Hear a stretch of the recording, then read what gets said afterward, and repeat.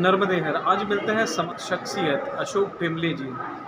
संघ के सक्षम आयाम से जुड़े हुए हैं। इस सक्षम आयाम का जो जिम्मेदारी है वो है नेत्रहीनों को नेत्र देना, शरीर दान करवाना, नेत्र दान करवाना और अंग दान करवाना। हम जानते हैं अंगदान क्यों किए जाए, कैसे किए जाए और आखिर नेत्रदान करने से या अंगदान करने से हमको कोई पुण्य मिलता है। मदेहर शैलेंद्र पारे जी एक बहुत अच्छा कार्य कर रहे हैं आम जनता को जागरूक करने के लिए, तो मैं सबसे पहले उनको बधाई देता हूं। और यहाँ कुछ बातें नेत्रदान, देहदान और अंगदान के बारे में बताना चाहूँगा।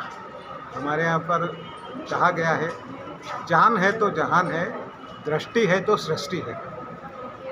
यदि जान है शरीर में तो ये जहान है, और यदि दृष्टि है तो सृष्टि है। यदि हमें आंखों से दिखाई देता है तो हम इस सृष्टि का अवलोकन कर सकते हैं। और नेत्रों के बिना या जो व्यक्ति नेत्रहीन है उसकी हम कल्पना करें तो आप कल्पना कर सकते हैं कि नेत्रहीन व्यक्ति के जीवन में कितनी कठिनाइयाँ आती, कितनी परेशानियाँ आती। इन परेशानियों को दूर करने के लिए हमारे पास में एक ही उपाय है कि हम जो ऐसे व्यक्ति जो कार्निया की बीमारी के कारण नेत्रहीन हो गए हैं उन्हें हम नेत्रदान करके फिर से रोशनी दे सकते हैं। ये पुनीत कार्य आप और हम मिलकर कर सकते हैं। इसमें जब भी किसी व्यक्ति की मृत्यु होती है तो मृत्यु के बाद 6 घंटे तक हमारी आंखें अच्छी रहती हैं। इन 6 घंटे के अंदर यदि हम नेत्रदान कर दें तो वह दूसरे व्यक्ति को कार्निया उसका प्रत्यारोपण करके नेत्रदान द्वारा फिर से रोशनी पाई जा सकती है।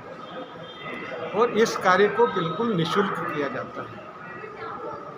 नेत्रदान के बारे में यह है कि जब भी कोई व्यक्ति की मृत्यु होती है तो उसकी आँखें की जो पुतली होती है, जैसे कार्निया बोलते हैं, बाहरी छोटा सा हिस्सा होता है जो उसे निकाल लिया जाता है और उसे एक MK मीडिया करके सॉल्यूशन में रखा जाता है। और उसके बाद में ऐसे व्यक्ति जिसका कार्निया खराब है उस व्यक्ति को वो दे दिया जाता है, तो उसे लगा दिया जाता है ऑपरेशन के द्वारा।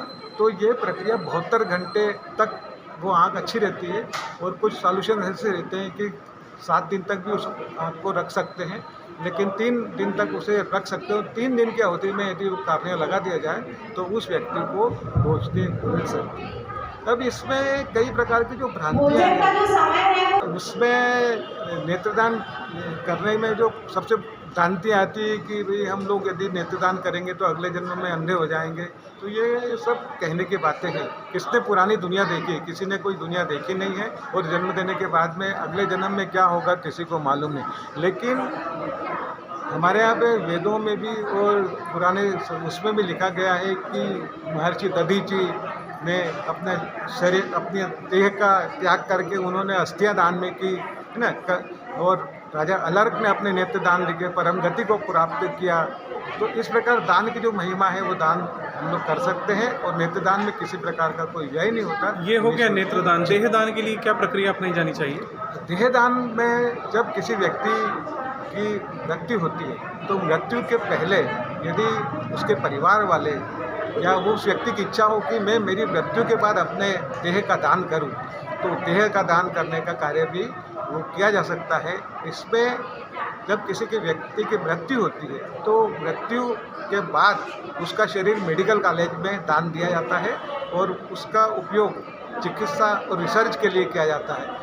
और ये देहदान के माध्यम से हम लोग उस व्यक्ति के द्वारा जो दान किया गया है चिकित्सा के क्षेत्र में उपयोगी होता है, यह कार्य करते हैं।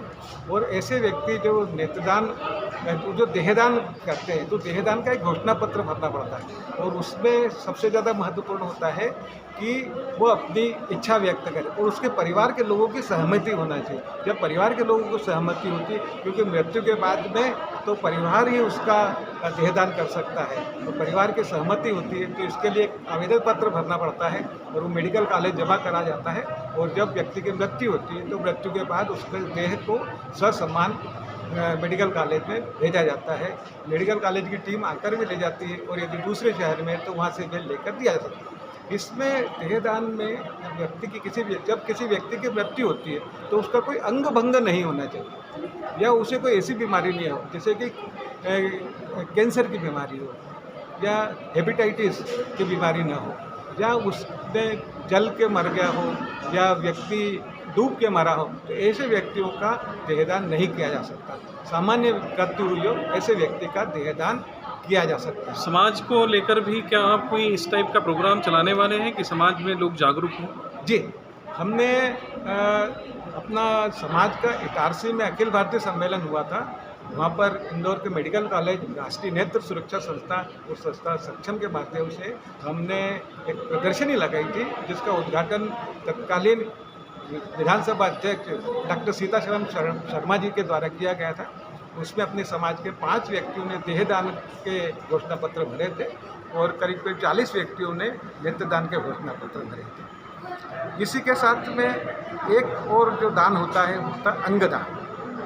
अंगदान में जैसा कि अंगदान में नेत्र भी अंग का, शरीर का अंग है, तो अंगदान में नेत्रदान तो होते ही, जिसके बारे में मैंने बताया। हमारे शरीर में लीवर, किडनी और अपने त्वचा का भी दान हम कर सकते हैं, दिल का, हार्ट का भी कर सकते हैं, लंग्स का भी दान कर सकते हैं। तो ये जो दान होते हैं, ये दान व्यक्ति की जब मृत्यु होती है, जब व्यक्ति बीमार होता है, जब कोमा में चले जाता है व्यक्ति, ऐसा व्यक्ति जो कोमा में चले जाता है और उसके बाद उसकी यदि ब्रेन डेथ हो जाती है, कोमा में व्यक्ति का जीवन बचता है। लेकिन जब डॉक्टर लोग ये तय कर लेते हैं कि व्यक्ति कोमा में है और उसकी ब्रेन डेथ हो गई, यानी उसका मस्तिष्क कार्य नहीं कर रहा है, तो और मस्तिष्क उसके शरीर के अंगों को कोई संदेश नहीं दे रहा है, उस स्थिति में उस व्यक्ति की मृत्यु मानी जाती है और ब्रेन डेथ मानी जाती है, मस्तिष्क मृत्यु मानी जाती है। और उसके बाद में परिवार के व्यक्ति को यह कहा जाता है कि इस व्यक्ति के यदि हम जो शरीर के अवयव है इनका यदि दान कर दें, तो ऐसे व्यक्ति जिनके वो अंग खराब है उन्हें प्रत्यारोपित करके उन व्यक्तियों की जान बचाई जा सकती है। तो इस कार्य में सामान्य मृत्यु में नहीं दिया जाता, सिर्फ ब्रेन डेथ होती उसी में देहदान, अंगदान किया जाता है। तो ये बात इसके अंतर्गत आपको बहुत सारे कहीं ना कहीं अवार्ड भी मिले हुए हैं। जी जी जी एक संस्था सक्षम है जो इस क्षेत्र में कार्य कर रही है। ये सक्षम का पूरा नाम है समदृष्टि क्षमता विकास एवं अनुसंधान मंडल। ये नेत्रदान के बारे में कार्य कर रही है, देहदान के बारे में कार्य कर रही है और साथ ही दिव्यांगों के पुनर्वास के संबंध में कार्य कर रही है। इस संस्था के माध्यम से और रोटरी क्लब और लायंस क्लब के द्वारा भी इन कार्यों के लिए सम्मानित किया है।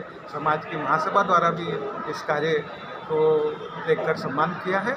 और ये जो कार्य है, इस कार्य में एक और महत्वपूर्ण त्वचा दान का है। जैसे जब व्यक्ति की मृत्यु हो जाती है तो डेड बॉडी को सिर्फ या तो जला दिया जाता है, या उसका अंतिम संस्कार किया जाता है, या उससे पानी में, जल में प्रवाहित किया जाता है, या कुछ समाज के लोग उसे दफना देते हैं। तो उस स्थिति में शरीर के जो अंग हैं, जैसे जो त्वचा है, जो कमर के पीछे का हिस्सा, जांघ के पीछे का हिस्सा, वो त्वचा को भी दान किया जा सकता है। जिस प्रकार से, उदाहरण के लिए, जिस प्रकार से लौकी की हम छिलका निकालते हैं, इस प्रकार वो त्वचा निकाल ली जाती है। और ऐसे केस जो बर्न केस होते हैं, बर्न केस में वो उपयोग में आती है और उसके द्वारा उन व्यक्तियों को सर्जरी की जाती है। कुछ अपील करना चाहेंगे? मेरा समाज के लोगों से और अन्य सभी लोगों से निवेदन है कि कृपया आप लोग इस अभियान में जुड़ें, नेत्रदान अभियान में जुड़ें। नेत्रदान महादान, देहदान सर्वश्रेष्ठ दान और अंगदान जीवन दान, ये कार्य है। और इस कार्य में अभी अपने समाज की पत्रिका नारमती लोक पत्रिका जो निकल रही है, उस संस्था ने भी इस अभियान को मूर्त रूप किया है। गत माह से ही इस अभियान को प्रारंभ किया गया है और इस माह की जो पत्रिका है उसमें भी अंगदान देहदान के संबंध में जानकारी प्रकाशित की गई है। आप सभी से निवेदन है कि इस अभियान में जुड़ें, नेत्रदान के घोषणा पत्र भरें, देहदान के घोषणा पत्र भरें, अंगदान के घोषणा पत्र भरें, त्वचा दान की घोषणा करें और ये दान करके आप अमरत्व पा सकते हैं। देहदान करके किसी व्यक्ति को नई जिंदगी दे सकते हैं, अंगदान देकर किसी व्यक्ति को मृत्यु से बचा सकते हैं। और नेत्रदान करके जीवन दान दे सकते हैं। ये पुण्य कार्य आप सब कर सकते हैं। मेरा निवेदन है कि इस अभियान में आप जुड़ें और सभी को जोड़ें, ताकि इस अभियान के द्वारा हम मानव सेवा कर सकें, और मानव सेवा ही समाज की सच्ची सेवा है। बहुत बढ़िया। जय हिंद।